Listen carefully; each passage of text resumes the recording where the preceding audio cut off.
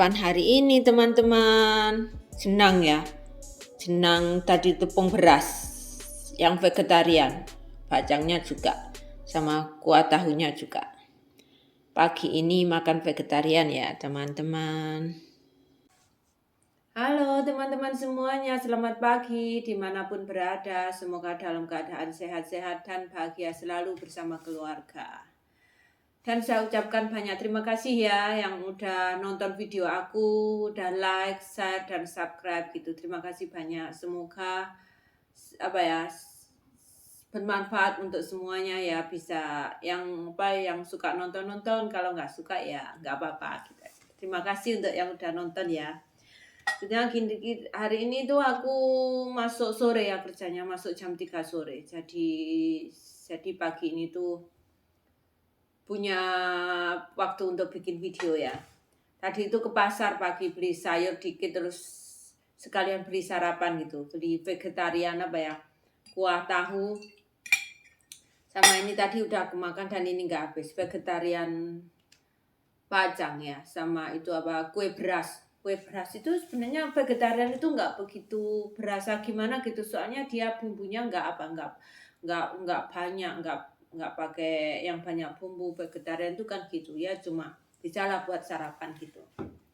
Vegetarian kan nggak makan daging, nggak makan ikan ya, jadi bumbunya itu terbatas gitu. Dan aku tadi itu makannya pakai kecap. Dan mau sedikit cerita teman-teman, soalnya ada beberapa yang nanya itu aku dulu itu proses pernikahannya itu gimana gitu. Rumit enggak, lama enggak gitu. Aku dulu itu karena udah lama ya teman-teman, itu proses pernikahanku itu udah 20 tahun yang lalu ya. Dan tahun ini genap 20 tahun ya pernikahan kami. Jadi itu kayaknya itu ya sedikit-sedikit agak lupa. Ada banyak sih yang enggak lupa, cuma urusan yang detailnya itu ya sedikit lupa ya. Aku dulu itu enggak serumit sekarang ya, nggak perlu memakan waktu yang lama kayak yang sekarang. Katanya itu banyak sekali yang harus disiapin apa gimana. Aku dulu itu nggak lama. Mulai aku persingkat aja ya, aku kenal di sini ya sama suamiku di Taiwan sini. Aku kerja terus kenal sendiri, terus ke dalam pacaran beberapa lama gitu memutuskan untuk menikah. Itu agen TKW itu menawarkan untuk membantu, dan kita serahkan ke dia untuk mengurus. Terus aku kan pulang duluan ke Indonesia, ngurusin semua surat untuk pernikahan di KUA, untuk apa-apa itu semuanya harus pulang duluan. Terus suamiku sama agen TKW itu nyusul.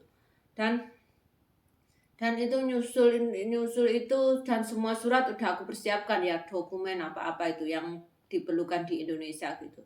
Dan setelah proses di KUA secara agama, secara apa selesai, kita ke Jakarta itu agen yang ngurusin TKW-nya itu mungkin karena dia khusus ngurusin tenaga kerjaan TKW ya. Jadi mungkin urusan pernikahan itu dia kurang begitu mengerti. Jadi dia itu dilimpahkan ke agen pernikahan yang di Jakarta gitu prosesnya.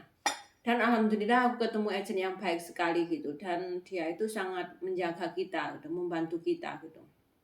Dan itu prosesnya nggak lama. Dan itu aku masih ingat betul, itu dia juga kita akan tinggal di hotel ya. Tahu sendiri di Jakarta di hotel itu per malam berapa gitu kan, kita keluar banyak duit gitu. Terus dia itu menawarkan untuk tinggal di rumahnya gitu. Kalau kalau mau gitu sama bareng mbak-mbaknya, asisten rumah tangganya gitu kan. Aku bilang nggak apa-apa. Terus ke rumahnya dia itu asistennya kan banyak. Terus kamarnya juga ada beberapa gitu. Terus mbaknya itu bilang kamarnya itu satu buat kita berdua nginap, terus dia mau tidur di sebelah bareng mbaknya yang lain gitu. Baik banget mbak-mbaknya itu. Terus bersyukur sekali ketemu orang baik gitu. Kita itu kalau ngurusin sesuatu nggak bisa, butuh bantuan orang, dan kita ketemu orang baik itu bersyukur sekali. Kayaknya itu gitu. Terus mbaknya itu juga kalau masak, bikin sarapan, makan malam itu tuh nawarin ke kita mau makan sekalian nggak gitu. Kita ini sudah tidur diberi gratis ya, numpang gitu. Terus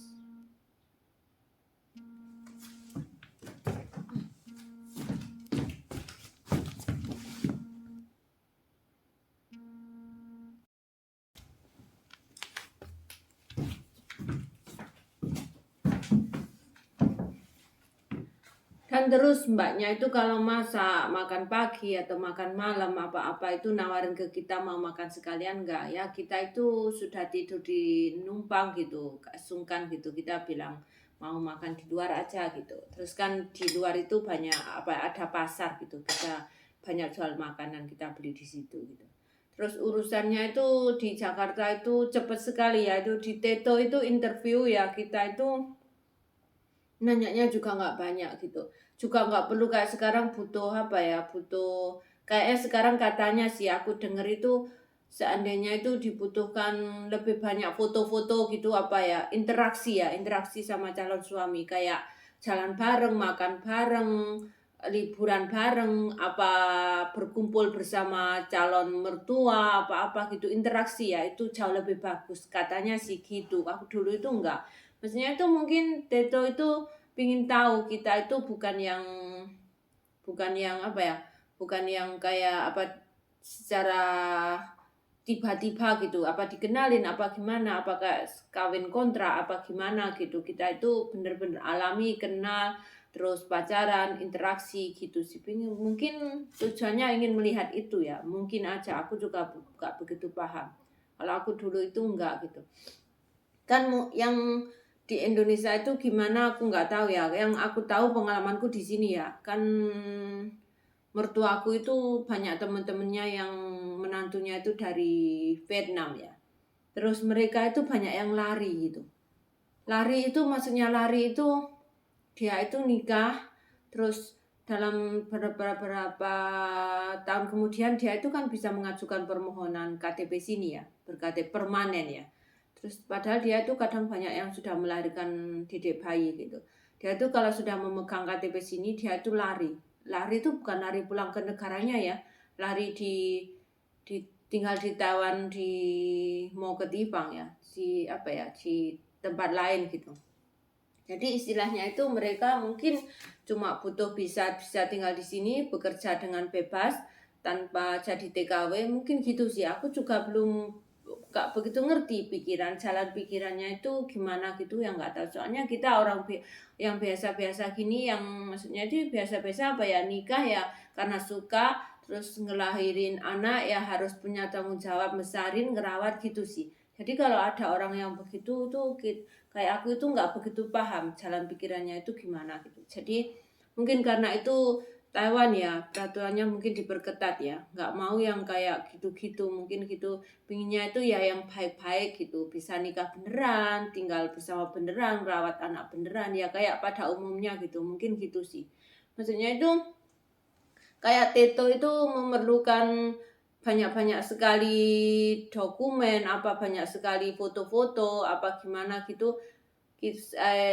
Calon pengantin perempuan dan laki-lakinya itu mungkin dia pingin bisa membuat pertimbangan kalau ini alami ya kayak di Indonesia aja ya, kita kalau memutuskan untuk menikah dengan seseorang otomatis kan kadang tuh ada yang lebih singkat, ada yang lebih panjang perjalanannya pacarannya ya. Itu kan dalam jangka waktu yang panjang itu mungkin ada liburan bareng, jalan bareng, makan bareng, semua nonton bareng atau gimana gitu. Jadi mungkin kita akan bisa saling memahami, saling mengerti pribadi, kelakuan, sifat dari pasangan kita gitu. Ya alami itu mungkin gitu yang diperlukan ya. Jadi nggak kayak perkawinan itu mungkin nggak kayak jual beli barang gitu. Kayak semudah gitu. Terus jual beli barang kalau nggak suka ya nggak dipakai, kalau nggak cocok ya bisa tukar, kan nggak bisa begitu. Mungkin gitu sih pertimbangannya ya. Kan kan aku juga udah lama sekali ya. Dulu itu aku ingat itu juga nggak ribet gitu loh, nggak kayak sekarang itu gimana gitu urusannya. Terus aku dulu itu juga kenal sendiri ya sama suamiku ya, kenal di sini gitu. Jadi nggak begitu rumit urusannya gitu. Gitu sih teman-teman. Terus nih masalah, ngomong satu lagi masalah KTP sini ya. KTP Taiwan tuh sebenarnya kita tuh gak bisa menghakimi seseorang, mencela atau mencibir atau gimana gitu ya. Itu kan sebuah pilihan ya.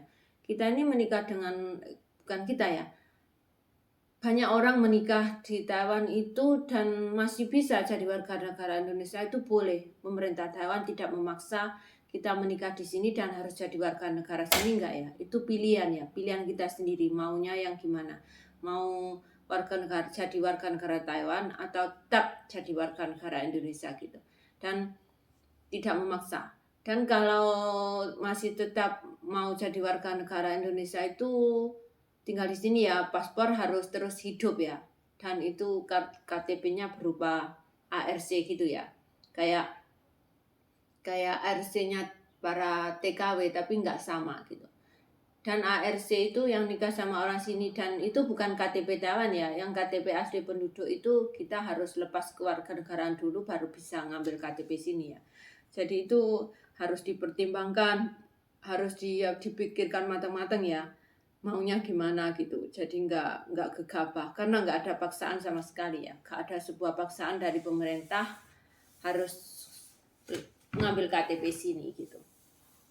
Dan kalau paksaan dari suami atau apa itu aku kurang begitu mengerti ya, soalnya itu kan individu masing-masing ya. Kalau dari pemerintah itu nggak ada, nggak memaksa. Boleh-boleh aja tinggal di sini, hidup di sini, rumah tangga di sini, tapi tetap jadi warga negara Indonesia. Itu diberi kebebasan ya teman-teman, nggak ada paksaan. Jadi pilihan. Jadi kalau ada seseorang yang tetap jadi warga negara Indonesia, itu juga pilihannya. Dan kalau ada yang memilih ngambil KTP sini dan lepas kewarganegaraan, itu juga suatu pilihan yang harus dihargai ya. Semua pilihan itu harus dihargai dan dihormati ya. Jadi gitulah, maksudnya itu nggak ada yang bilang lupa negara sendiri atau apa, enggak ya. Itu semuanya mungkin sudah dipertimbangkan baik-baik gitu. Dan aku cuma bisa berbagi kalau ambil KTP sini dan enggak gitu. Kalau ber-KTP sini itu banyak sekali tunjangan-tunjangan dari pemerintah ya. Tunjangan dari pemerintah, tunjangan apa-apa gitu kita itu dapat gitu. Pastinya. Enggak ada bedanya sama warga negara yang lainnya gitu. Tapi kalau masih berupa ARC itu terbatas ya. Ada yang dapat, ada yang enggak itu. Enggak semuanya gitu. Maksudnya haknya bisa tinggal di sini juga sebagai istri, sebagai ibu tinggal di sini, tapi haknya itu ada yang ada yang enggak semua sama warga negara yang lainnya gitu, sama masyarakat yang lainnya gitu. Kalau belum KTP penduduk asli sini gitu sih yang aku tahu itu sih. Dan kalau kalau ngambil SIM itu SIM sepeda motor apa SIM mobil ya, untuk berkendara itu sama sih, bisa ngambil KTP apa enggak itu bisa. Aku dulu itu juga cepet. Aku dulu itu ngambil SIM sepeda motor itu cuma sekolah 1 minggu, terus ujian, terus dapat gitu. Ujiannya itu 2, ujian lisan ya, ujian lisan gitu tanya jawab, terus sama ujian lapangan itu sudah dapat SIM. Itu sih teman-teman dulu ceritanya. Jadi sama sekarang bedanya jauh itu mungkin ya namanya peraturan ya teman-teman. Seiring berjalannya waktu, seiring banyaknya yang kayak kawin kontra atau gimana itu mungkin diperketat gitu urusannya gitu, dokumen-dokumennya gitu. Apalagi yang katanya sekarang banyak yang double data gitu, yang umurnya dituain atau tanggal lahir nggak sama gitu, mungkin urusannya lebih ribet gitu sih. Kalau semuanya itu sama-sama aja, terus surat-suratnya lengkap, dokumen asli gitu, mungkin ya lancar-lancar aja gitu sih. Itulah teman-teman. Sebenarnya cerita perjalananku di Taiwan itu kalau diceritain itu panjang sekali. Dan mulai dari aku bagaimana kenal suamiku, pacaran berapa lama, memutuskan nikah, terus tinggal di sini sama-sama, terus membesarkan anak sampai sekarang, itu banyak sekali cerita, cuma ya panjang sekali. Nanti kalau diceritain bosan teman-teman yang nonton. Gitu ya yang bisa aku bagi ya teman-teman. Jadi semuanya itu pilihan ya, nggak ada paksaan, gitulah. Jadi sebelum memutuskan sesuatu itu dipikir baik-baik gitu, belakangnya itu gimana gitu, itu sih. Dan apa ya, kayak bekerja aja lah, mau memutuskan bekerja di luar negeri itu sebenarnya sudah harus siap-siap gimana ya, siap-siap itu apa hak kita, tanggung jawab kita bakal menghadapi apa di tempat yang nggak sama sekali dengan tempat tinggal kita sebelumnya gitu. Sebenarnya kan sudah ada gambaran gitu. Jadi tinggal kita aja mau nggak gitu kerja di luar negeri. Sama nikah itu juga sama, terus diputuskan mau nikah itu juga harus tahu ya apa gimana ke belakangnya gitu. Jadi nggak ada penyesalan gitu, nggak ada sesuatu yang nanti itu menyesal gitu, malah nggak baik gitu sih teman-teman. Dan itu teman-teman, mungkin itu sekarang itu urusannya lebih rumit. Itu sekarang kan banyak banyak yang udah punya dedek bayi gitu sebelum urusan pernikahannya beres itu sudah punya baby gitu. Mungkin jadi tambah satu lagi urusannya dokumen anak ya. Jadi dulu kan enggak, dulu itu kan cuma kita para calon pengantin gitu aja. Jadi mungkin lebih singkat dan lebih enggak rumit. Sekarang kan tambah dokumen dedek bayi gitu, tambah dokumen anak, jadi mungkin urusannya akan lebih banyak, lebih ribet gitu sih. Kalau dulu itu kan enggak maksudnya itu enggak perlu dokumen anak, kan belum punya anak gitu loh. Gitu sih. Mungkin itu juga yang jadi yang jadi kayak urusannya itu agak sedikit rumit. Bukan rumit sih, agak sedikit memakan waktu gitu. Mungkin gitu ya teman-teman. Aku juga kurang begitu tahu gitu. Kan katanya banyak yang maksudnya itu melahirkan di Indonesia gitu, kayaknya itu banyak gitu. Jadinya itu harus harus tes DNA gitu untuk untuk sebuah persyaratan gitu. Jadi tambah itu mungkin sedikit agak agak perlu waktu untuk mengurus semuanya dengan baik dan beres gitu. Mungkin itu ya yang jadi mungkin kita itu yang perkawinannya sudah lama dulu itu kurang begitu mengerti dengan peraturan yang sekarang. Gitulah, soalnya dulu kan cuma surat-surat dokumen asli yang di Indonesia yang diperlukan kita untuk menikah di KUA, menikah secara agama, dan untuk diteto gitu aja, nggak perlu ngurusin dokumen anak gitu. Mungkin itu ya teman-teman, ya kurang begitu tahu. Udah ya teman-teman, terima kasih udah nonton vlog aku hari ini ya. Semoga yang aku bagikan sedikit informasi yang membutuhkan bisa menonton ya. Kalau enggak ya skip aja gitu kan. Ada yang merasa pingin tahu, ada yang enggak ya. Jadi terima kasih udah menonton, dan saya ucapkan selamat beraktivitas. Semoga lancar-lancar saja ya hari ini, dilancarkan rezekinya dan bisa berkah gitu.